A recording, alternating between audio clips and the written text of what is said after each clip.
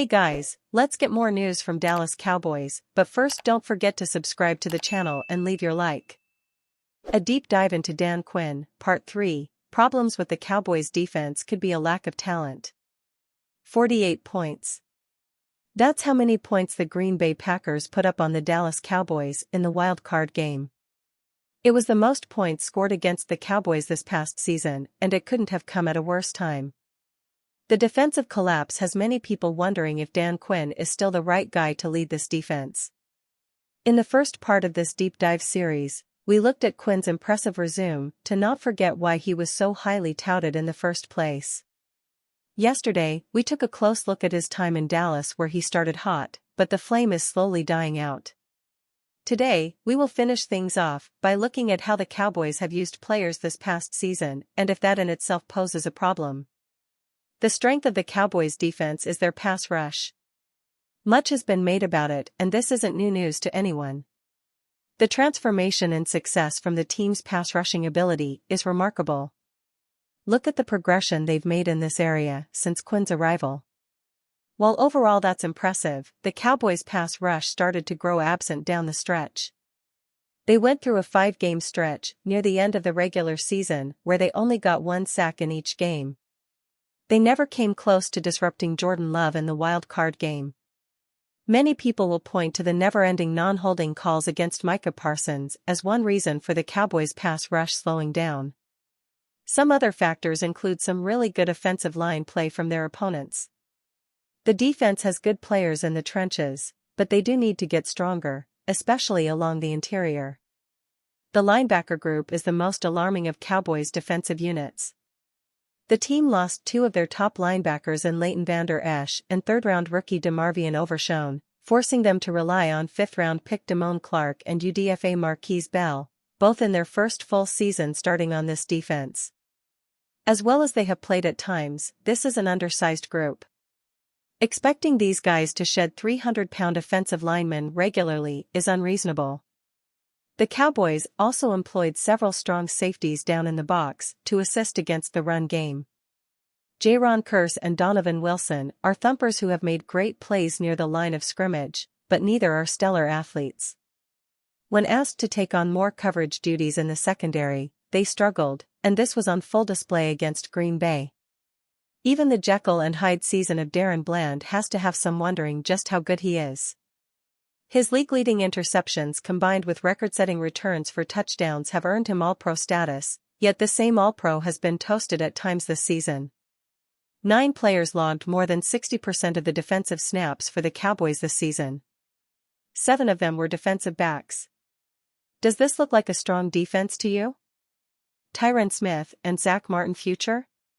Cowboys moves in NFL mock draft. The Dallas Cowboys' offensive line was an issue this season, as there was hardly any continuity along the front 5. When there was, we saw the unit get rolling as Dallas rattled off 5 straight wins. While Terrence Steele struggled in his comeback from his ACL injury, veteran Tyron Smith was at his All-Pro best, when healthy. Given Smith's age and his inability to play a full season, could the Cowboys look to fortify the offensive line? That is CBS Sports thinking as Dallas takes Washington guard Troy Fautanu in the first round of their mock draft. Left tackle Tyron Smith is scheduled to hit free agency at 33 years old, CBS Sports writes. He played very well this past season, but Dallas should explore its options. Tyler Smith was picked in the first round of the 2022 NFL Draft. He was called into left tackle duty when Smith was injured. The team could go back down that route, which creates a void at one of the starting offensive guard spots opposite Zach Martin. Fautanu has played left tackle for Washington but projects inside at the next level. Whether or not Smith returns is a looming question for Dallas, and despite how well he played, when he wasn't in the lineup, his absence was noticeable as Chuma Edoga isn't the answer at left tackle. Tyler Smith could in theory move out to left tackle, where he was originally expected to play when drafted, while having Fautanu slot in at guard. Although given how much time Smith has spent at guard, the Cowboys could possibly push Fautanu to tackle as he played there for Washington this season. So either way it could work.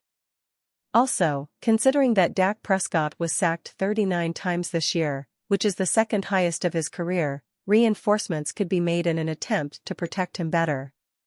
One thing that the Cowboys might like about Fataanu is his physicality and his explosiveness in the run game. His ability to burst off the line and get up to the second level in a flash is a feature. Dallas lacked a run game all season, and with Fataanu's aggressiveness, that could be a welcomed sight for the Cowboys. Tyron Smith is 33. So is Zach Martin. They have been staples of the Cowboys' offensive line in historically great ways. Change is coming, eventually, maybe in this upcoming NFL draft. Dallas Cowboys, projected to make massive free agency splash and sign Kansas City Chiefs All-Pro. The Dallas Cowboys have several offseason moves to consider while still attempting to add new talent so they can finally get past their postseason barrier and make a run at the Lombardi Trophy. One of the biggest decisions Jerry Jones and company need to make this offseason is whether they are going to extend QB Dak Prescott early in a move that would free up cap space, trade or release him, which is highly unlikely given the dead money the team would be stuck with, or have him continue to play on his current contract, which isn't ideal for a variety of reasons. Most likely, Jones will attempt to persuade Prescott to take a team-friendly extension where he will get guaranteed money in the form of a signing bonus or later in his contract to free up room for the salary cap in 2024. Prescott's current contract is set to have a $59.4 million cap hit next season. An extension is likely on its way before the start of the March 13, 2024 business year. That's always been the plan. The next thing to consider are extensions for the other Dallas Cowboys' two biggest stars, Micah Parsons and CeeDee Lamb, who are both nearing the end of their rookie deals. While it may take releasing notable names like Michael Gallup, Brandon Cooks, and even DeMarcus Lawrence, the Cowboys will still find creative ways to land new talent through the NFL draft and free agency. Knox has a simple argument for Jerry Jones and company making a massive free agency splash this offseason. The Cowboys' run defense is average and Jones is NFL's premier player at defensive tackle. In losses to the San Francisco 49ers, Buffalo Bills, and Green Bay Packers, in the playoffs, the Dallas defense was battered by the ground game, writes Knox. Adding a premier defensive tackle like Chris Jones of the Kansas City Chiefs would help the Cowboys bolster their run defense on the front line.